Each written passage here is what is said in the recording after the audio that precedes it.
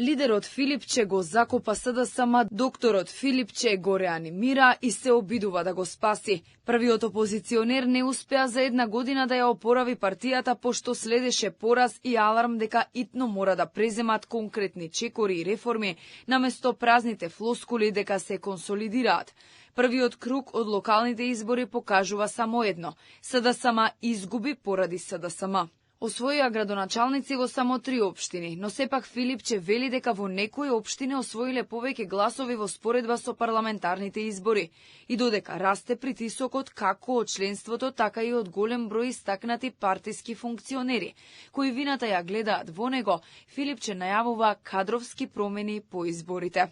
После еден таков тежок пораз лани, после една интензивна работа, сега овие избори се еден показател за тоа како да се поставиме и како да функционираме во следниот период. Затоа што очигледно е дека е потребна посебно во тие општини каде што не го постигнавме посекуваниот резултат, да продолжиме со интензивна работа. Јас сум претседател само година и пол, не цела.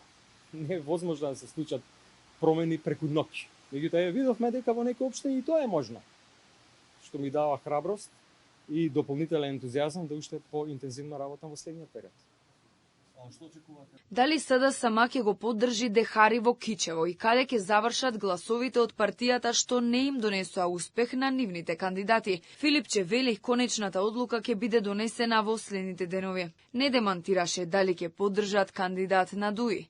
Не одговори ниту кого ќе поддржат во Брвеница, каде кандидатите се од ВМРО, ДПМН и Вреди. Се очекува да се произнесат како ќе постапат и во Скопје, каде во вториот круг ќе се борат Орце Ѓорѓиевски и Амар Мециновиќ. Ќе донесеме конечен заклучок за тоа како ќе се поставиме и со кои ќе коалицираме следните неколку денови, најкасно до средина на следнава недела, некаде до среда. Резултатите во првиот круг од локалните избори покажаа дека СДСМ има куп слабости. Иако Филипче укажува на зголемена поддршка во одредени општини, јасно е дека клучни ќе бидат вистинските кадровски и политички промени. Го изгубија бастионот Струмица, тежок пораз доживеа во Скопје, каде нивната кандидатка Каја Шукова беше далеку од целта да обезбеди место во вториот круг.